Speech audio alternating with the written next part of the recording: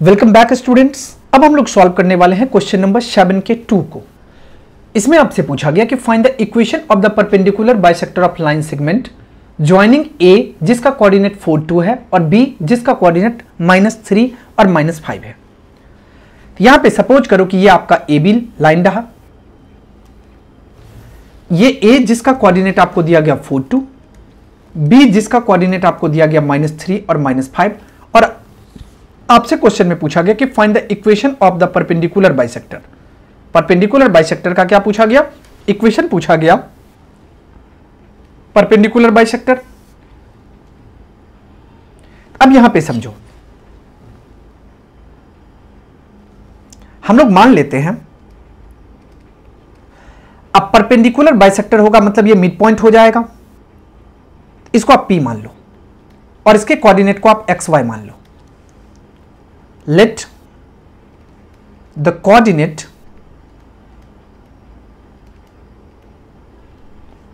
of the point of the midpoint PB XY। यहां से समझो x किसके इक्वल होगा? आपको पता है कि x1 प्लस x2/2 इसका फॉर्मूला होता है। x1 के प्लेस पे कितना है 4, x2 के प्लेस पे कितना है -3 और by2 4 - 3 इट मींस 1, ये 1/2 आ गया। और y का फॉर्मूला क्या होता है? तो y1 प्लस y2/2 इसका मतलब 3, y1 के प्लेस पे कितना है 2 और y2 के प्लेस पे कितना है -5 और by2 और 2 - 5 इट मींस -3, ये आ जाएगा आपको -3/2। Okay, the mid point P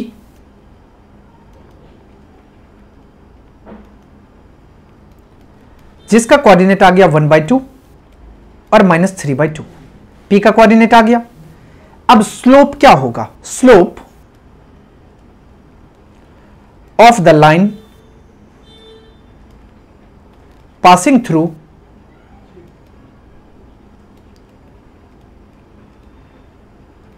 A and B, A जिसका कोऑर्डिनेट 4 2 है और B जिसका कोऑर्डिनेट -3 और -5 है। फॉर्मूला अप्लाई कर लो। m का फॉर्मूला क्या होता है?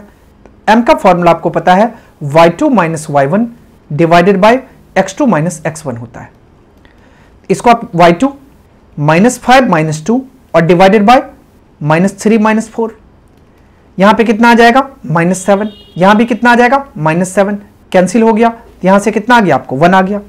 हम लोग मान लेते हैं equation of the perpendicular line B. Let the equation of perpendicular line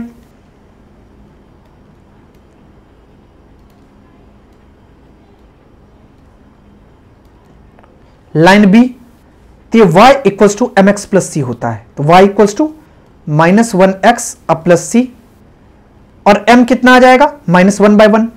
इसको हम लोग लिख सकते हैं x plus y equals to C. अब आपको ये पता है, इसको आप मान लो equation first. The mid point P इसका कोऑर्डिनेट कितना आ जाएगा 1/2 और -3/2 लाइज ऑन द लाइन 1। इसका मतलब आप यहां से कह सकते हो 1/2 और प्लस -3/2 और ये इक्वल C क्या आ जाएगा? तो C कितना आ गया -1/2 आ गया, या आप कह सकते हो C इक्वल्स टू कितना आ जाएगा -1 आ जाएगा। C equals to -1। अब putting the value of C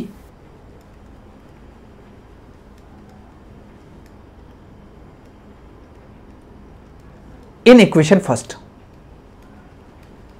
में अगर पुट करेंगे तो ये x प्लस वाई C के इक्वल है, मतलब x प्लस वाई -1 के इक्वल हो जाएगा। तो हम लोग यहां से कह सकते हैं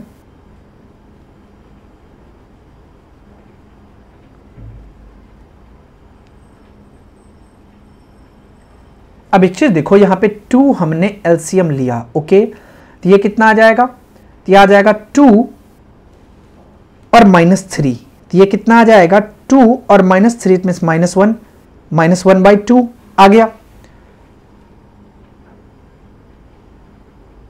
और एक कितना आ गया -1 आ गया। यहां से आपको कितना मिल जाएगा, x plus one minus one के इक्वल है, x प्लस वाई और प्लस वन इक्वल्स टू किसके आ गया, 0 के इक्वल आ गया। यही आपका करेक्ट आंसर हो जाएगा। ओके, नेक्स्ट होगा क्वेश्चन नंबर 7 का 3। क्वेश्चन में आपसे पूछा गया कि using properties of proportion find x is to y if x cube plus 12x by 6x square plus 8 equals to y cube plus 27y by 9y square plus 27। अब यहां पे हम लोग क्या अप्लाई करेंगे, कंपोनेंटो एंड डिविडेंडो। ये आपको दिया गया है x cube plus 12x by 6x square और प्लस 8, ये इक्वल दिया गया है y क्यूब प्लस 27y और डिवाइडेड बाय 9y स्क्वायर और plus 27 by componendo and dividendo.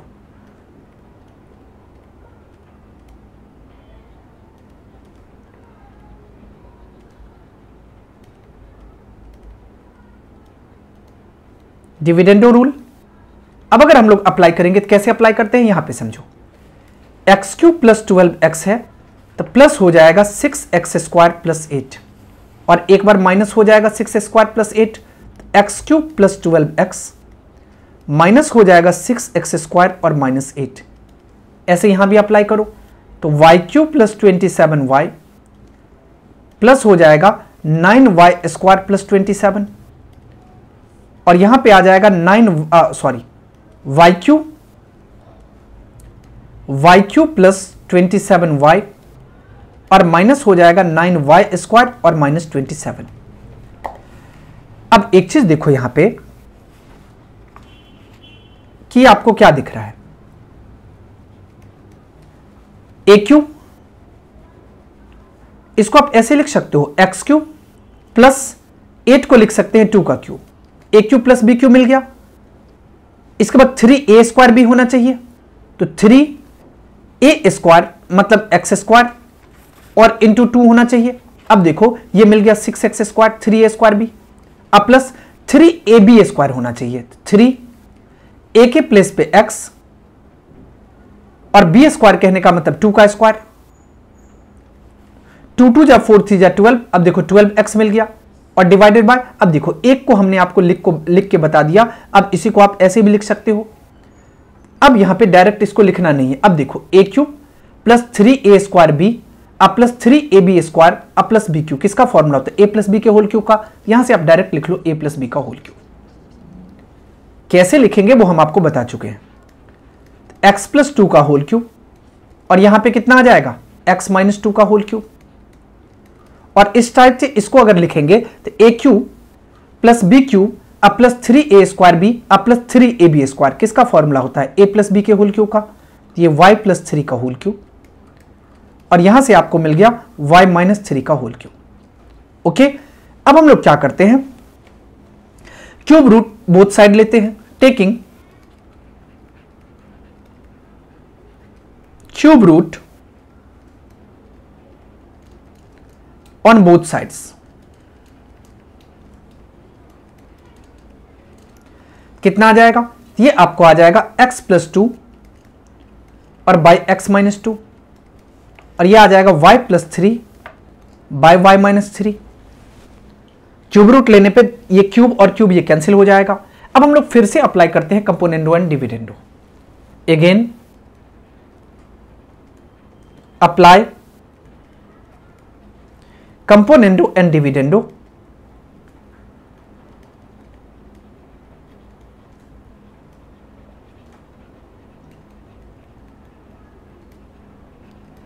अगर हम लोग अप्लाई करेंगे तो ये कितना हो जाएगा, तो x प्लस 2 प्लस हो जाएगा x minus 2 divided by x plus 2 minus x plus 2।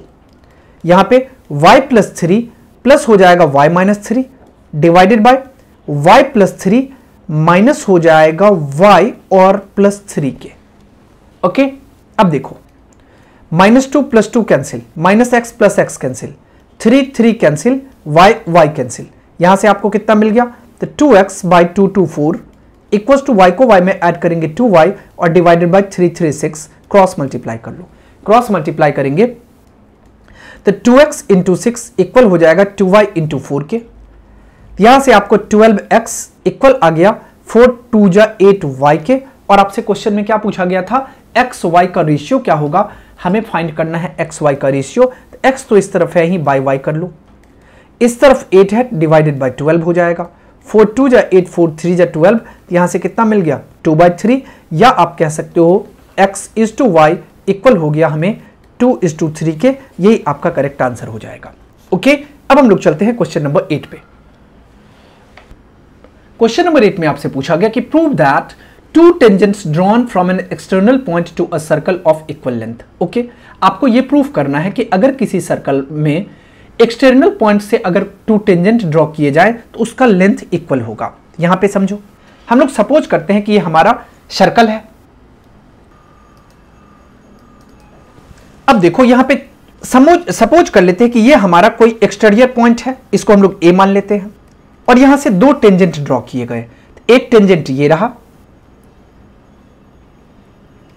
दूसरा टेंजेंट ये रहा, और आपको पता है कि टेंजेंट जो है वो सर्किल को एक पॉइंट पे टच करता है। ये आपको यहां पे टच कर रहा है, सपोज कर लो कि इस पॉइंट पे इसको टच करता है।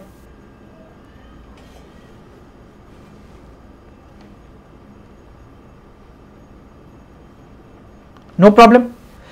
अब क्या नाम कहा गया, तो ये कहा गया कि टू टेंजेंट, इसको आप क्या करो, ए माने हो, इसको आप पी मान लो और इसको क्यू मान लो। हम लोग सपोज करते हैं कि ये हमारा सेंटर रहा। आपको क्या प्रूफ करना है कि इक्वल लेंथ का होगा, मतलब पी ए और ए क्यू ये इक्वल आ जाएगा। हमें दिया गया है गिवन में two tangent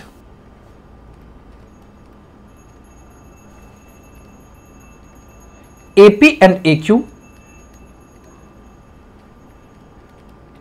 are drawn from an external point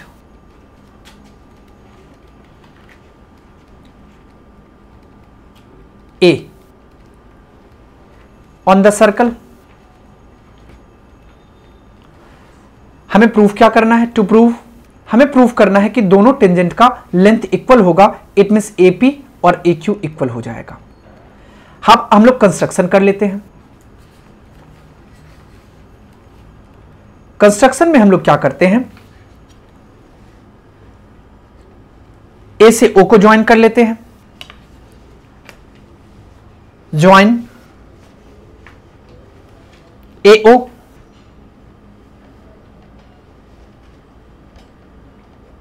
इसके बाद O से P को ज्वाइन कर लेते हैं और O से Q को ज्वाइन कर लेते हैं। Join O to P, O to Q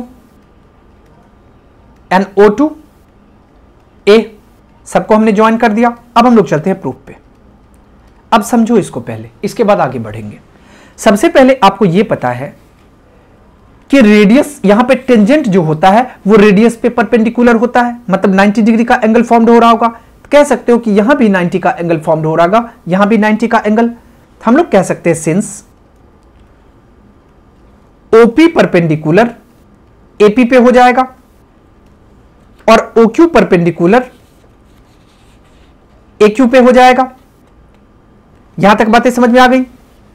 अब आपको देखो कि यहां पे दो राइट एंगल ट्रायंगल दिख रहा है, कौन सा, तो AOP ये भी एक राइट एंगल ट्रायंगल हो गया और AOQ ये भी एक राइट एंगल ट्रायंगल हो गया। तो हम लोग कह सकते हैं इन राइट ट्रायंगल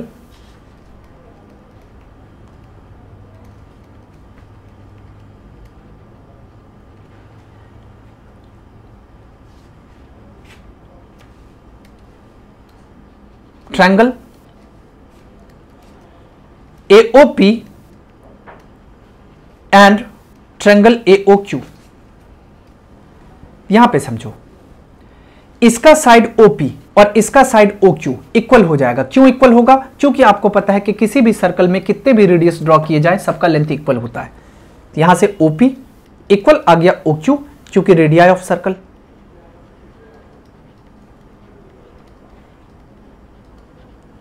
इसके बाद देखो, इसके पास भी ओ ए और इसके पास भी ओ ए, ओ ए इक्वल्स टू ओ ए कॉमन आ जाएगा।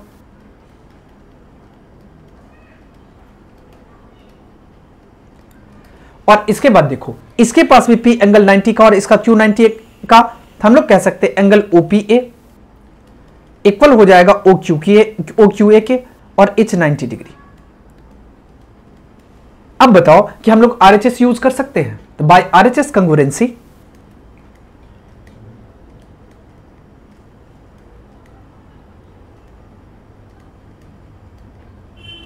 हम लोग कह सकते हैं कि दोनों ट्रायंगल कंग्रुएंट हो जाएंगे। इट मींस ट्रायंगल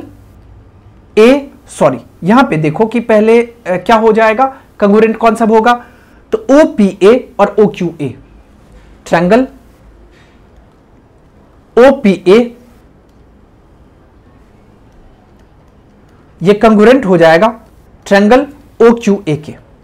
अब आपको पता है कि जब दो ट्रायंगल कंग्रुएंट होते हैं तो उसके कॉरस्पॉन्डिंग पार्ट्स भी इक्वल हो जाते हैं। हम लोग कह सकते हैं यहां से PA या AP इक्वल हो गया किसके, AQ के। कैसे, CPCT से। और आपको प्रूफ क्या करना था, तो AP AQ के इक्वल हो, ये प्रूव हो गया। ओके, अब हम लोग चलते हैं क्वेश्चन नंबर 2 पे।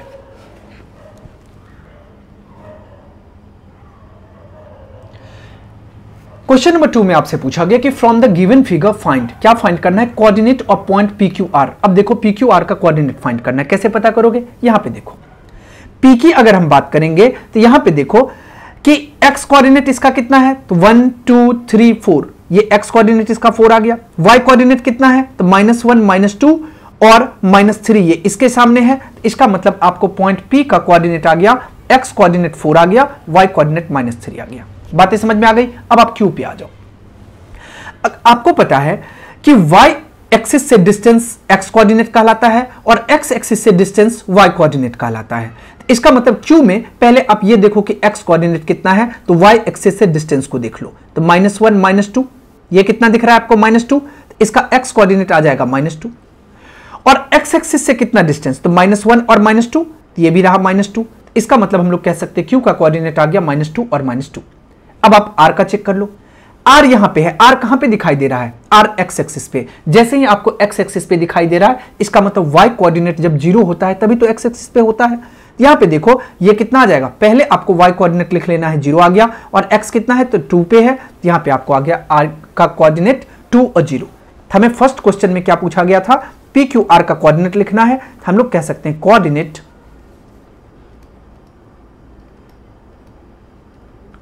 Of point P equals to 4 -3 coordinate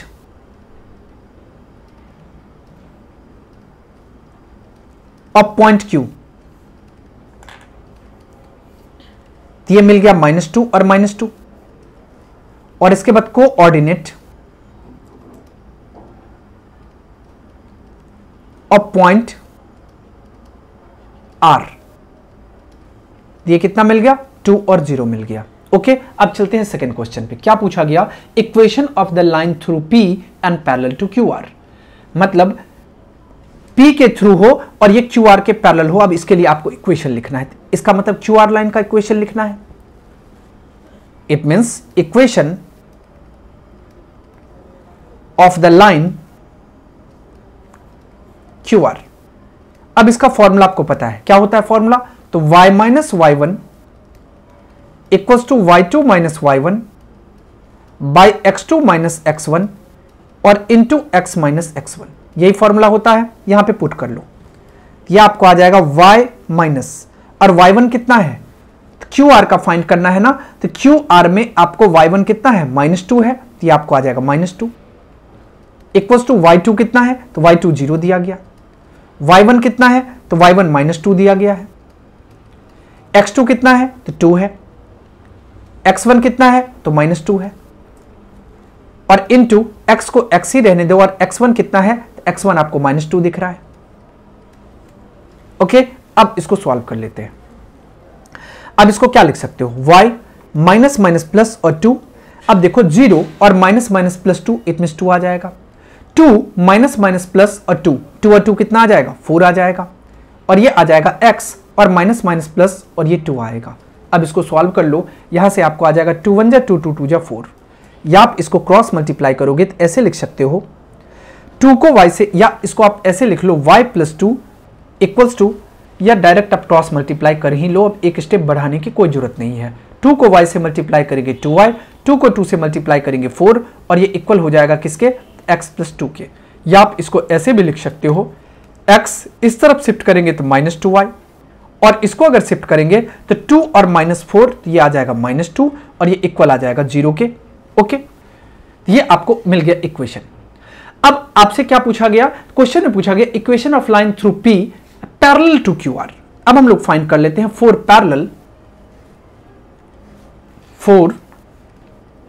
parallel, इसका मतलब स्लोप जो है वो इक्वल हो जाएगा, slopes are equal.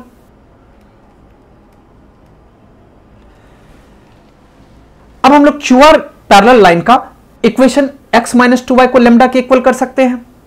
The equation of the line parallel to QR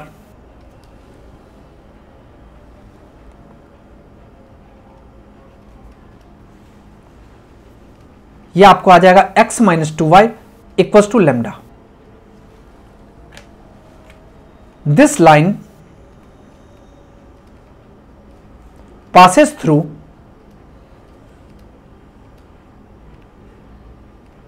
the point P, और जिसका कोऑर्डिनेट है 4 और माइनस 3। हम लोग यहां पे लिख सकते हैं 4 प्लस 6 इक्वल्स टू लेमडा आ जाएगा, लेमडा इक्वल्स टू 6 प्लस 4 10 आ जाएगा। तो रिक्वायर्ड इक्वेशन क्या हो जाएगा, रिक्वायर्ड इक्वेशन ये आपको आ जाएगा x minus 2y equals to 10, या आप इसको ऐसे लिख सकते हो x माइनस 2y और माइनस 10 ये इक्वल हो जाएगा किसके, 0 के। बातें समझ में आ गई। अब हम लोग चलते हैं नेक्स्ट क्वेश्चन पे। नेक्स्ट क्वेश्चन में आपसे पूछा गया कि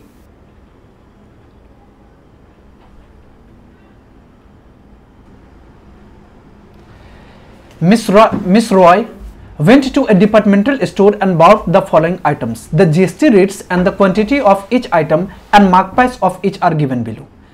जैसे वॉलनट दिया गया, पोटैटो चिप्स है, कॉफी है, और इसके बाद प्राइस पर आइटम दिया गया 650, इसका 50, इसका 80, क्वांटिटी 1, क्वांटिटी 2, और ये जीएसटी रेट आपको दे रखा है। अमाउंट आपको फाइंड करना है, total amount of SGST paid, और सेकंड पूछा गया कि total amount of the bill. तो हम लोग फाइंड कर लेते हैं। यहां पे समझो आप, पहले ये आपको दिया गया क्वांटिटी, अब जीएसटी और अमाउंट।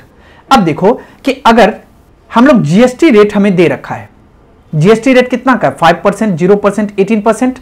हम लोग पहले एसजीएसटी फाइंड कर लेते हैं। अब इस टेबल को जरा सा बड़ा कर लो।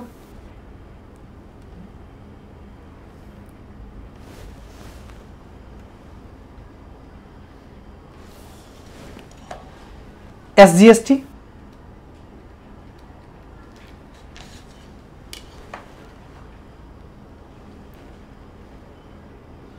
इसके बाद सीजीएसटी,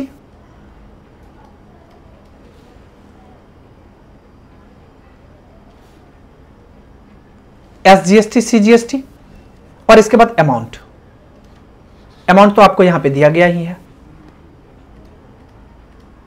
अब यहीं पे हम सब फाइंड कर लेते हैं। अब देखो यहां पे समझो पहले, अब कितना परसेंट है जीएसटी का रेट, 5% है। अब 5% दिया गया है, इसका मतलब आप यहां से देखो कि 650 का अगर हम लोग 5% फाइंड करेंगे तो ये कितना आ जाएगा, 5/100, 5 1 जा 5, 25 जा 100, ये कैंसिल हो जाएगा। अब ये कितना आ गया, 2 से 2 3 जा 6, 32 और 0.5। अब देखो कि टोटल जीएसटी कितना आ गया, तो जीएसटी आपको आ गया 32.5। अब 32.5 है तो 50% डिवाइड होगा, इसका मतलब एसजीएसटी जो है ये आपको आ जाएगा 16.25, और CGST भी कितना हो जाएगा 16.25। अब इसी टाइप से आप इसका फाइंड कर लो।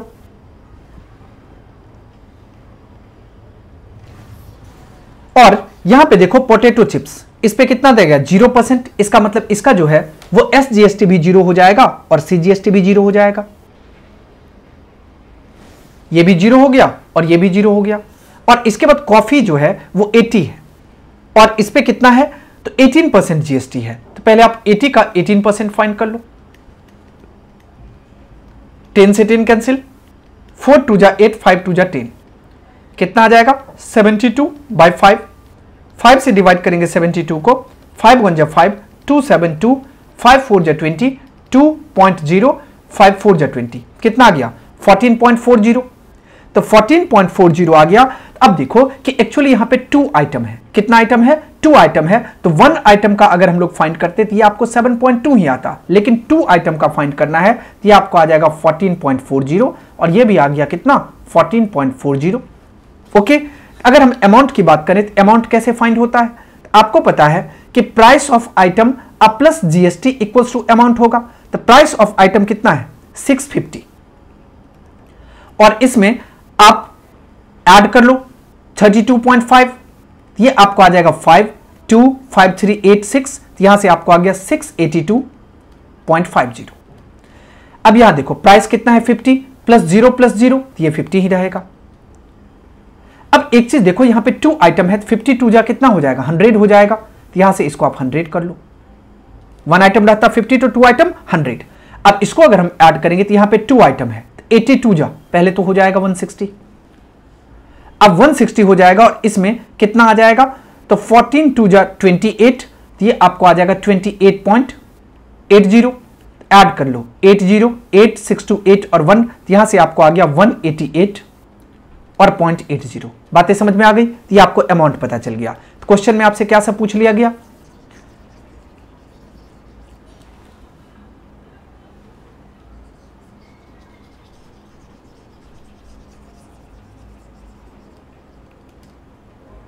क्वेश्चन में आपसे पूछा गया कि टोटल अमाउंट ऑफ SGST। अब SGST का अगर हम लोग टोटल करेंगे तो ये कितना आ जाएगा, ये आपको आ जाएगा 5426, 6410 का 0 कैरी 1, 213, 30.65। हम लोग लिख सकते हैं total SGST paid equals to rupees 30.65। Second पूछा गया कि टोटल अमाउंट ऑफ बिल। अब इसका आप सम कर लो, ये आ जाएगा आपको 0, 8513 का 3 कैरी 1 आ गया।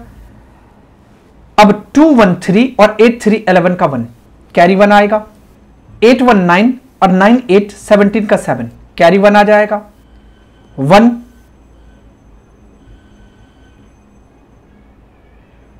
और ये आ जाएगा 617718 और 81 कितना आएगा 9। इसका मतलब हम लोग कह सकते हैं कि टोटल बिल अमाउंट ये आपको मिल गया 971.30। ओके,